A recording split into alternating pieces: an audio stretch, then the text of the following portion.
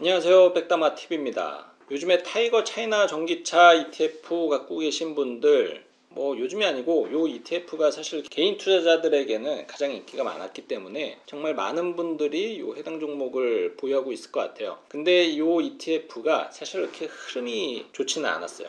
정말 막 장밋빛 전망으로 이렇게 쭉쭉 올라가다가 이렇게 한번 쑥 꺼졌고, 그러다가 이게 진짜 안 되는 산업인가 절망감이 한창 가득할 때 또 이제 반등했었고, 지금은 이제 또 다시 내리막길을 이제 걸어가고 있죠. 그래서 고민들이 되게 많으신 걸로 알고 있어요. 이거를 진짜 중국의 전기차 산업을 믿고 존버를 해야 되냐, 아니면은 이제라도 발을 빼야 되냐. 왜냐면 이제 요즘에 또 중국이 불안불안하잖아요. 시진핑 이슈도 있고, 또 미국과 여러 가지 갈등도 굉장히 좀 심화가 되는 편이고, 그러니까 이게 투자자 입장에서는 존버하는 데 있어서 자신감이 계속 떨어지는 거죠. 실제로 이제 주가 추이를 보면은 2만 원대까지 갔던 주가가 작년 4월에 만 원까지 빠졌었고, 그때 반토막이 났었죠. 그래서 이때 진짜 절망감이 컸는데, 이게 또 엄청나게 반등해가지고 또 단기간에 18,000원까지 올라갔습니다. 그래서 이때 또 이제 많은 분들이 그래 다시 2만 원, 3만 원 가는 거야, 이런 생각 갖고 있었는데, 이게 또 떨어져서 이제는 12,790원. 답답하죠. 저도 중국에 대한 비중은 시진핑의 이제 3년임 이후로 계속 좀 줄이고 있는 추세기는 하고, 우려도 사실 좀 굉장히 큰 것도 사실인데, 그래도 타이거 차이나 전기차에 대한 믿음은 여전히 강력하게 갖고 있습니다. 타이거 ETF에 대한 믿음이라기보다는 차이나 전기차, 그러니까 중국의 전기차 산업에 대한 믿음이 아직 꺾이지 않았다라고 생각을 하시는 게 좋을 것 같아요. 자, 그리고 일단 이 타이거 차이나 전기차의 종목 변경이 얼마 전에 있었다라고 해요. 그래서 종목이 좀 더 늘어났다라고 합니다. 현재는 거의 40개 기업의 종목을 갖고 있는 것 같고, 관련 자료를 좀 찾아보니까 예전에는 미처 몰랐던 이제 중국의 전기차 산업과 관련된 기업들을 찾아내게 됐고, 또 기존에는 이제 너무 매출이라든지 장기 성장성에 대해서 어떤 믿음이 없을 때라서 투자하지 못했지만, 지금은 그게 또 시간이 지나서 중국의 전기차 산업에 있어서 꽤 핵심적인 그런 역할을 할 수 있는 기업으로 성장을 하다 보니까 이런 기업들을 또 많이 담았다라고 하고, 근데 여전히 상위 종목이라고 할 수 있는 리튬 업체라든지 배터리 업체, 비아디 이런 거에 대한 비중은 거의 그대로인 것 같아요. 그래서 결국에는 중국은 어찌됐든 이 배터리와 전기차 판매량에 따라서 타이거 차이나 전기차의 주가의 향방도 거기에서 갈릴 것이다 라고 생각을 하고는 있습니다. 일단은 요 해당 종목에 대해서 조금 우려스러운 시선에 대해서 저의 생각을 좀 공유를 해드릴게요. 일단 중국 투자를 하면은 좀 선입관은 생길 수밖에 없는데, 요걸 조금 내려놓을 필요는 있어요. 일단 중국이 아무리 공산당이 마음대로 할 수 있다라고 하더라도, 그래도 중국이 북한 정도의 어떤 정말 왕처럼 그 정도로 이 막무가내는 아니거든요. 결국에는 중국도 정치적인 어떤 입장과 권력을 꾸준히 유지하려면은 잘 먹고 잘 살아야 돼요. 인민들이 잘 먹고 잘 살아야 되는데, 그러면은 전기차 업종이 하루아침에 정치 권력자들의 눈밖에 나가지고 이 산업 자체를 없앨 것이냐? 절대 그럴 수가 없죠. 그리고 전 세계적으로 이제 이 자동차라는 산업은 굉장히 기간 산업의 역할이 크고, 일자리라든지 여러 가지 그 나라의 경제에 미치는 영향이 대단히 크기 때문에 이런 뿌리 같은 산업을 한순간에 접을 수는 없죠. 그래서 저는 중국의 전기차 산업은 여전히 그 성장세와 중국 정부의 지원은 그렇게 걱정하지 않아도 된다 라고 생각을 하고 있고요. 그런데 또 그런 걱정이 많아요. 중국차 보조금 줄인다는데. 근데 자료를 찾아보시면 아시겠지만 중국의 전기차에 들어가는 보조금의 크기가 생각보다 그렇게 크지 않습니다. 한 5% 내외라고 해요. 그러니까는 이미 중국 정부의 판단은 전기차 산업은 어느 정도 자리를 잡아갔다. 보조금을 막 이렇게 주지 않아도 점유율이 계속 늘어나는 거를 크게 훼손시키지 않을 것이다라는 판단이 들었기 때문에 보조금을 점차 이제 줄이는 결정을 하지 않았을까. 하지만 여전히 보조금이 당장 되게 많이 끊긴다든지 줄인다든지 하지는 않았고, 여전히 보조금은 계속 지급이 되고는 있습니다. 근데 어쨌든 그만큼 가격 경쟁력이 굉장히 훌륭해졌기 때문에 중국 사람들 입장에서 보조금이 있고 없고에 따라서 전기차 판매량이 급격하게 줄거나 늘거나 하지는 않는다라는 거예요. 그리고 또 이제 앞으로 경기 침체가 예상이 되는데 이 전기차 업종이 굉장히 안 좋아지는 거 아니냐. 저는 일단 경기 침체가 올해 뭐 그렇게 심각하게 올 것이다라고 생각하지 않습니다. 경제 관련 공부하고 투자를 계속 하면서 올해 경기 침체 온다, 위기다 했을 때 진짜 위기가 온 적은 없어요. 모든 위기는 그렇지만 예상하지 못하는 어떤 이슈가 터졌을 때 위기가 생기는 거지.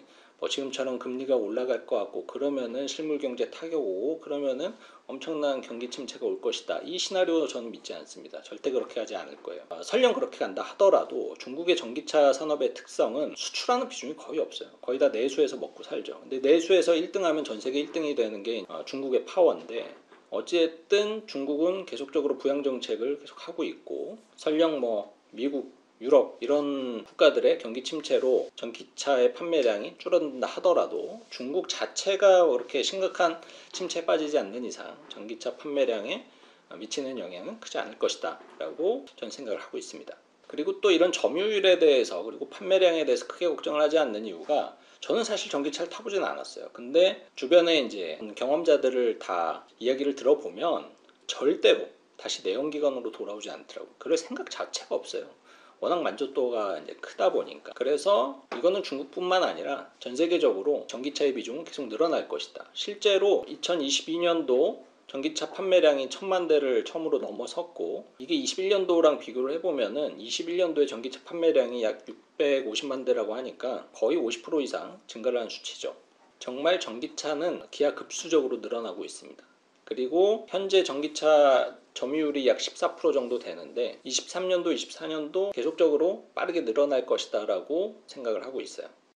뭐 실제로도 그렇잖아요. 정말 선택지가 굉장히 많아졌죠. 옛날에는 테슬라 한 대뿐이었고 우리나라 같은 경우에는. 근데 뭐 지금은 현대차, 아이오닉, 뭐 기아차 EV6, 또 뭐 EV9도 나오고 아이오닉 뭐 7 나오고 이미 6는 나와 있고 또 뭐 폭스바겐의 전기차도 들어왔고 선택지가 굉장히 많아지고 있다는 것은 이제는 뭐 전기차가 정말로 독특한 어떤 선택지가 아니라는 거죠. 정말 이제 일반적인 대중적인 선택지가 되고 있다라고 생각이 들고 그런 사람들의 생각의 변화에 따라서 어쨌든 그런 추세를 봤을 때 전기차의 점유율은 앞으로 생각했던 것 이상으로 굉장히 빠르게 늘어날 것이다 라고 생각을 하고 있습니다. 그리고 이제 미국과 이 중국 간의 이 싸움 때문에 굉장히 중국의 이 전기차 산업뿐만 아니라 모든 중국의 어떤 산업이 큰 위기를 맞이할 것이다 라고 그런 염려도 크죠. 저도 그런 염려를 안 하지는 않지만 사실 두 국가는 서로 상호 간에 굉장히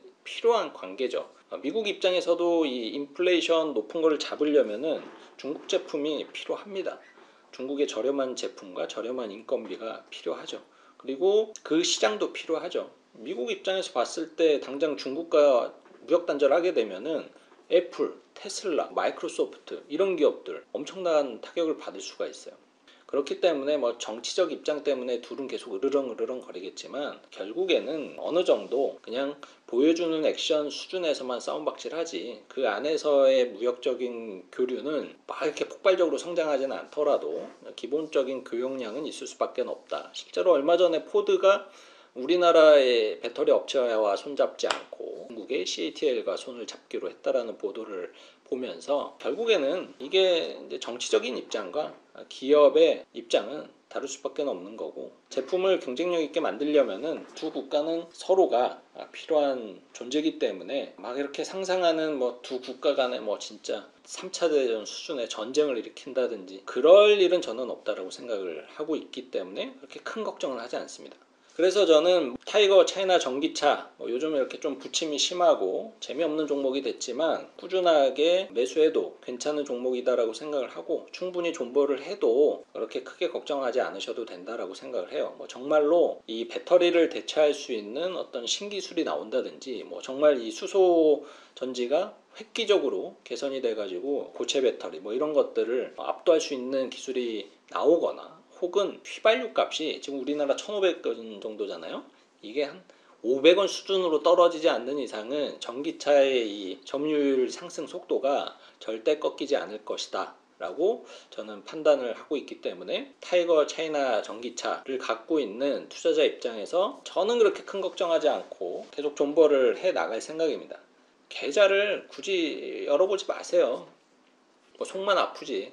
올해는 좀 힘들 것 같고 뭐 내년 내후년 정도가 되면은 이 시간에 이 타이거 차이나 전기차 뭐 혹은 다른 차이나 전기차의 ETF 이런 것들을 비중 확대라든지 꾸준하게 매수를 하지 않고 멈췄던 것을 저는 엄청나게 후회를 할 것이다 라고 생각을 하고 있습니다. 투자를 하면은 꼭 아셔야 될 게 계좌를 볼 때 10번 중에 8번은 내 마음에 들지 않아요. 딱 한 번, 두 번 정도 마음에 들거든요. 근데 이 8번, 7번의 이 기간을 잘 버티지 못하면은 절대로 그 한 번, 두 번 봤을 때 상태 좋은 그 결과값을 얻을 수가 없습니다. 그러니까 투자를 하실 때 너무 걱정하지 마시고 언론에서 막 이렇게 안 좋다 안 좋다 하는 것을 항상 기회다라고 생각을 하시고 반대로 앞으로는 분명 그런 날이 오겠죠. 주식 더 간다, 더 좋다, 자본시장이 다시 좋아졌다, 부동산도 올라갈 것이다, 이런 뉴스가 나오면 그때부터는 이제 조심을 해야 되는 거고, 어쨌든 지금은 조심하기보다는 비중을 늘려나가야 될 때, 그렇다고 전 재산을 투자하라는 얘기는 아니고요. 어쨌든 이 시간을 기회다라고 생각을 하시고 조금 더 인내심을 갖고 잘 버틸 생각입니다, 저는. 네, 오늘은 이렇게 많은 분들이 고민하고 있고 저도 많이 고민하고 있는 타이거 차이나 전기차에 대한 이야기를 해봤는데요. 너무 짧은 투자 기간으로 투자한 게 아니라면은 너무 걱정하지 마세요. 좋은 날이 올 겁니다. 자, 오늘 영상은 여기서 마무리하도록 하겠습니다. 오늘 내용 도움 되셨으면 좋아요와 구독 눌러주세요.